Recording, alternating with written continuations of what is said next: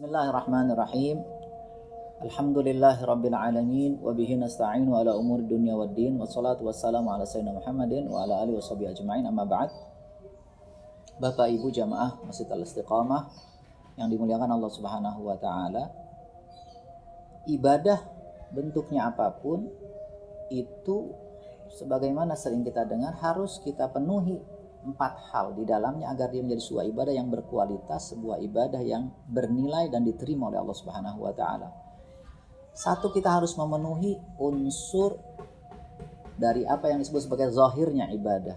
Zahirnya ibadah pada puasa itu misalnya adalah kalau kita ingin dapatkan puasa yang berkualitas, kita harus penuhi, pahami apa syaratnya puasa, apa rukunnya puasa, apa yang batalkan puasa, apa yang afdol dalam berpuasa, apa yang makruh dalam berpuasa.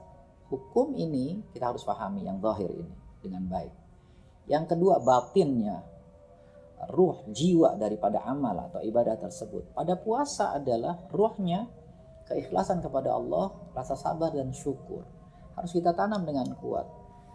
Betapa kita melakukan ini, tidak makan, tidak minum, meninggalkan semua yang kita sukai, bukan karena sekedar ngikuti kebiasaan manusia sekeliling kita, anak pada puasa, istri pada puasa, tangga pada puasa, kita ikut puasa, bukan, tetapi karena menginginkan sesuatu yang Allah katakan melalui firman sabda Nabi Rasulullah SAW sabdakan, man shoma ramadhana imanan wahtisaban ghufira lahu ma taqaddama min dzambi.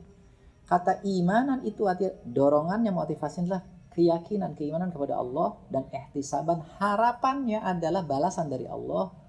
Jadi ada keikhlasan di dalamnya, ada kedalaman niat yang ditanam di jiwa orang tersebut dalam melaksanakan puasa. Seperti juga itu adalah rasa sabar dan syukur ketika menghadapi kesulitan dalam puasa. Misalnya saat kita berpuasa lalu orang marah-marah sama kita disuruh bilang, inni shaim, saya lagi puasa. Boleh dikatakan dengan lidah kalau tidak mengganggu atau membuat orang itu tambah emosi, atau kita katakan di hati kita agar kita menjadi tenang. Saya lagi puasa, saya tidak akan balas omongan orang itu, agar jiwa kita tenang, menenteramkan jiwa kita, menyabarkan diri kita.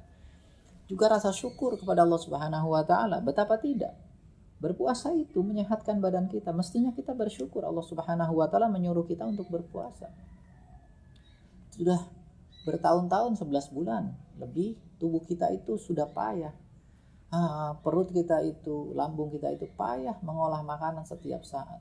Ini adalah masa dia diberi istirahat untuk menyehatkan badan kita, agar imunitas kita kembali menjadi baik, agar sistem tubuh kita menjadi berfungsi dengan baik kembali, dan seterusnya.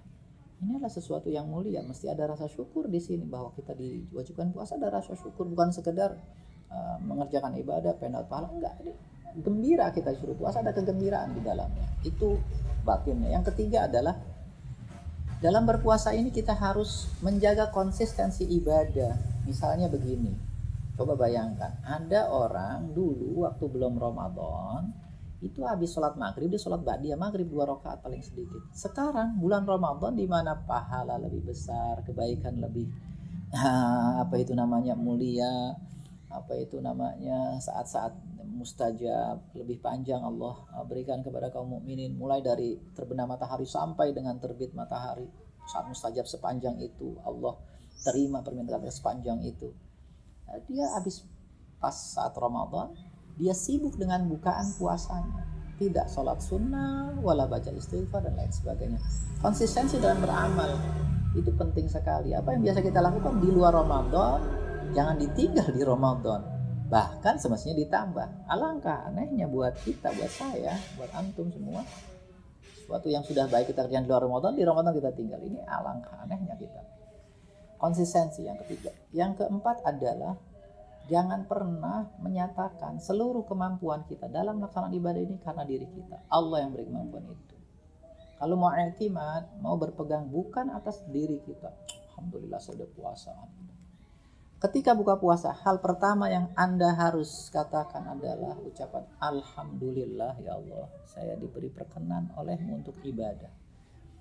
Sebagaimana Engkau berikan saya berkenan untuk ibadah, terima ini ibadah ya Allah. Ya Allah, terima. Saat buka, makan minum sedikit, setelah baca bismillah, makan minum sedikit, begitu baca doa habis buka puasa itu Allah malakasumtu, baca istighfar, katakan sebuah doa sekalipun pendek, ya Allah, terima ini puasa, ini ibadah seburuk apapun, ampunkan dosa saya sebanyak apapun. Ya Allah, terima kasih Engkau perkenankan saya untuk mengabdi kepadamu, beribadah kepadamu. Sampaikan itu, menjadi sesuatu yang tertanam dalam jiwa kita bahwa ini saya berpuasa bukan untuk Allah kebaikannya, tapi untuk diri saya sendiri. Sehingga saya tidak merasa saya sudah berbuat baik, saya tidak merasa saya berbuat, semuanya lah dari Allah, kekuatan itu, kesehatan itu, taufik dan hidayah itu dari Allah Subhanahu wa taala. Demikian Bapak Ibu jamaah yang mulia, semoga Allah Subhanahu wa taala luruskan kita punya niat, benarkan kita punya amal, dan benahi kita punya jiwa sehingga kiblat jiwa kita adalah hanya Allah Subhanahu wa taala. Assalamualaikum warahmatullahi wabarakatuh.